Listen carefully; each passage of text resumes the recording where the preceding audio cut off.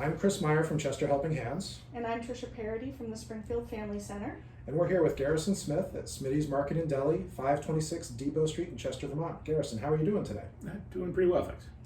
So, I'd like to start off by asking you to tell me a little bit about yourself. My undergrad and early career was in biotech. Transitioned out of that after a couple of years, went to law school, spent 25 years in the corporate world as a corporate lawyer, general counsel, and was looking to retire and do something different, and decided to buy a grocery store. What was Lee size was a fantastic opportunity, and COVID's not going to last forever. And so we started the process before COVID. We signed a purchase agreement in the middle of COVID, and I closed at probably the height last year in late May. So would you say that's how you got started in the restaurant business? It definitely is. It's my plan was to retire and do something in the food industry. This gave me really a great opportunity to kind of get into the food industry, but with a core business of the butcher shop, the prepared meals, the grocery store here that supports a lot of what we want to do with what we consider the restaurant side of the business. Did you see that COVID impacted the business once you took over? COVID had dramatic changes to the business while I was here working with Lonnie, and after that. COVID has and does continue to impact, I don't want to say every decision we make, but a lot of the decisions. So that leads me to the next question. So we came to you with Everyone Eats and said, hey, how would you like to be part of this program? And has that program had a positive impact on your business? It has. There's a number of pieces to it that I like. We started doing delivery to Senior Circle, and we got a phone call from a couple of people that just needed delivery, and we did a couple deliveries, and then we formalized it because we recognized there was a need out there for that. And I think the Everyone Eats program, same thing. There's a need out there for that. Our job here, and I do talk to the employees about this a lot. Our job is to serve the community. That's why we're here. This store does not exist unless we're serving the community. And there's folks that do great things for us and keep us in business, but our job is to give back and be part of the community. And so I love driving the meals up on Wednesday up to the Springfield Family Center. I love knowing where the meals are going and how we're helping. Right? That's important to me. I have the benefit of having 22 to 24 employees. I'm able to spread that work around to everybody, and our meals, the entire store gets involved. From, Melinda because she's up at the register and has to stay up there, she does the labels and all the lids. Lonnie will figure out the cooking, we'll work on the meals. If there's a lot of chopping, we'll get some of the high school kids or some of the folks in the meat room doing the chopping. Bonnie does the cooking, and then when we get to assembling and preparing the meals, we have an assembly line process going that can be anywhere from 2 to 4 or 6 people. And it's great that we have the luxury of getting everybody involved to work on it.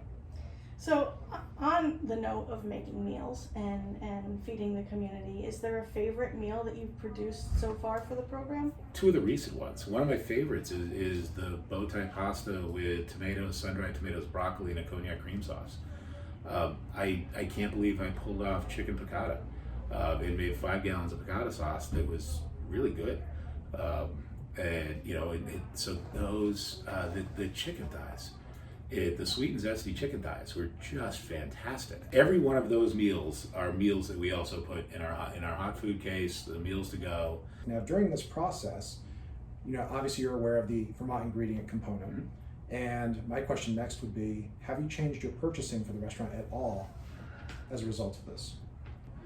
Dutton Farm we started to get stuff from Dutton probably 2 to 3 months ago. I needed a local agreement, was looking around for farms, and got introduced to Joe Dutton, and they've been fantastic. So as their produce starts to come in and be in season, I think we'll be carrying some of their stuff. Dutton does great with berries, so we'll be using more of Dutton stuff in here. The other one that we will certainly have is Maple Meadow on their cheeses. Their mozzarella cheese is phenomenal. So what we're going to be doing is, as we restructure the wine room out back, we're going to be getting another cooler that goes out back where we do our charcuterie, our local cheeses, and I want to bring their things in there. But if we're going to begin to carry that product line, let's carry the suite of their products. Let's not dabble. If we're going to invest, let's invest. Garrison, what has been or is your perception of food insecurity in Vermont? Lived in Lexington, Mass for a while, spent 5 years down in Charlotte, North Carolina, and really thought of some of the food insecurity issues as more of an inner city problem. It's widespread, and I'm surprised. So what have you done through your restaurant to address food insecurity in Vermont, in the community?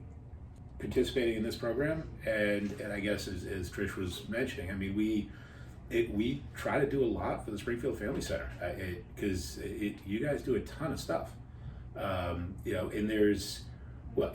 if there's something that we can't use, it goes to you guys. From my perception, you are very active in the community.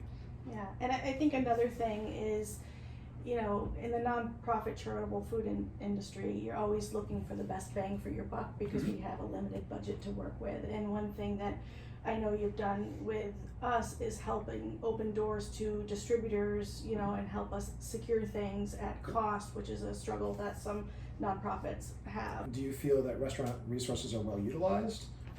I think this program has done a phenomenal job utilizing the restaurants, because those restaurants, they're hurting because sales are down, right? Without a doubt. Sales have declined dramatically in the restaurants, but they've got experience, they have commercial kitchens, they have people, and it's a way for them to continue to run and operate and utilize the resources that they have while we're in the middle. I think the Everyone Eats program has been, I think it's structured great for the restaurants. It is. How can we use those resources that are very underutilized right now to help solve a problem? So are you glad that you participated in the Everyone Eats program? No, absolutely. Yeah. So in closing, let me ask you, do you have any parting thoughts, stories you'd like to share, favorite moments from the program? It's been a great program. It really has. The great stories would be all the stuff that goes on behind the scenes as we're scrambling to get meals pulled together. And I will say that I have seen you at our Wednesday distribution here in Chester, dropping off the meals to help us out. And looking over your offering like a proud father sending his kids off to school. And you take a lot of pride in your work, and your work speaks for itself. You may not make it look easy, but you sure make it look professional. That's good. And delicious. Well, thank you. We've been speaking with Garrison Smith at Smitty's Market and Deli in Chester, Vermont, 526 Depot Street. Garrison, thank you for your time. You're welcome. Thank you, guys.